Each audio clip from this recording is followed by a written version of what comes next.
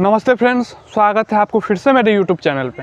अभी हम चर्चा करेंगे ऑल इंडियन जुडिशियल सर्विस यानी कि AIJS। यह चर्चा के विषय फिर से बन गई है क्योंकि 26 नवंबर 2023 को क्या थे, कॉन्स्टिट्यूशनल डे थे। और कॉन्स्टिट्यूशनल डे के दिन जो है वो हमारे प्रेसिडेंट द्रौपदी मुर्मू जी ने एक स्टेटमेंट दी है और उन्होंने कहा कि जिस प्रकार से UPSC रिक्रूट करती हैं IAS, IPS और IFS, सेम उसी तरह से हमारे जो जजेज होते हैं, जो डिस्ट्रिक्ट जजेज होते हैं, एडिशनल डिस्ट्रिक्ट जज होते हैं, उनको रिक्रूट करने के लिए एक एजेंसी बनाई जाए और इसका जो है नाम ऑल इंडियन जुडिशियल सर्विस दी गई है। यानी कि AIJS के तहत जितने भी डिस्ट्रिक्ट जज होते हैं, एडिशनल जज होते हैं, उनकी रिक्रूटमेंट जो है वो कराई जाए।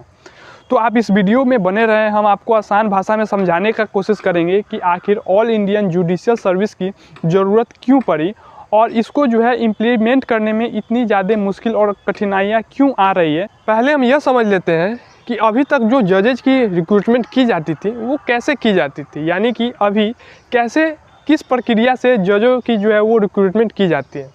तो अभी तक जो डिस्ट्रिक्ट जजों की रिक्रूटमेंट की जाती है वो राज्य के द्वारा की जाती है और हर एक राज्य में लोक सेवा आयोग होते हैं और लोक सेवा आयोग ही जजों की रिक्रूटमेंट की जाती है। हमारे संविधान में जो आर्टिकल है 233 और 234, इसी आर्टिकल के तहत जो है वो जजों की रिक्रूटमेंट की जाती हैं और रिक्रूटमेंट करने के बाद अलग अलग जो है वो जिला अलॉट किए जाते हैं जजों की। सिलेक्शन प्रोसेस की बात की जाए तो जजों की रिटन टेस्ट कराई जाती है। रिटन क्वालिफाई करने के बाद इनका जो है वो इंटरव्यू कंडक्ट कराए जाते हैं और ये जो इंटरव्यू लेते हैं वो हाई कोर्ट के जज लेते हैं और फाइनल सिलेक्शन हाई कोर्ट के जज ही देते हैं इंटरव्यू लेने के बाद। तो अब जो है यह चर्चा की विषय बनी हुई है कि जितने भी जजों की रिक्रूटमेंट कराई जाए वो ऑल इंडियन जुडिशियल सर्विस के तहत कराई जाए और ऑल इंडियन जुडिशियल सर्विस के तहत इनको जो है वो अलग अलग स्टेट, अलग अलग डिस्ट्रिक्ट जो है वो अलॉट कराई जाए। सेम उसी तरह जैसे IAS, IPS और IFS को रिक्रूट करने के लिए UPSC एग्ज़ाम कंडक्ट कराती है और अंत में इनको जो है सिलेक्शन होने के बाद इनको अलग अलग डिस्ट्रिक्ट, अलग अलग स्टेट अलॉट करा दी जाती हैं। सेम उसी तरह से ऑल इंडियन जुडिशियल सर्विस लाने की योजना बनाई जा रही है और इसके तहत जो है सिलेक्शन जजों की कराई जाएंगी। बट यहाँ पे थोड़ी सी डिसएडवांटेजेज हैं। वो डिसएडवांटेज यह है, जो ऑल इंडियन जुडिशियल सर्विस के तहत जो जजेज रिक्रूट होंगे और उसको एक स्टेट से दूसरे स्टेट भेजे जाएंगे, यानी कि मान लीजिए कि नॉर्थ इंडिया से कोई जज को रिक्रूटमेंट की जाती है AIJS के तहत और उनको साउथ इंडिया में डिस्ट्रिक्ट अलॉट होते हैं, वहाँ पे उनकी जज के पद पे नियुक्ति होती है।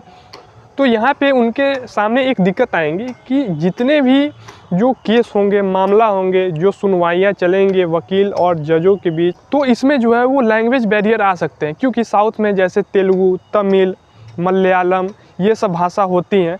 तो मान लीजिए कि नॉर्थ इंडिया से जो जज वहाँ पे जाएंगे उनको ये भाषा सब उनको परिचित नहीं होंगे, यानी कि यह भाषा वो अच्छे से परिपूर्ण नहीं होंगे। तो उनको वो भाषा समझने में, जैसे तेलुगु, तमिल, मलयालम भाषा समझने में उनको जो है कठिनाइयाँ आएंगी। तो ये जो है लैंग्वेज बैरियर सामने आ रही है, ये काफ़ी ज़्यादा मुश्किल है।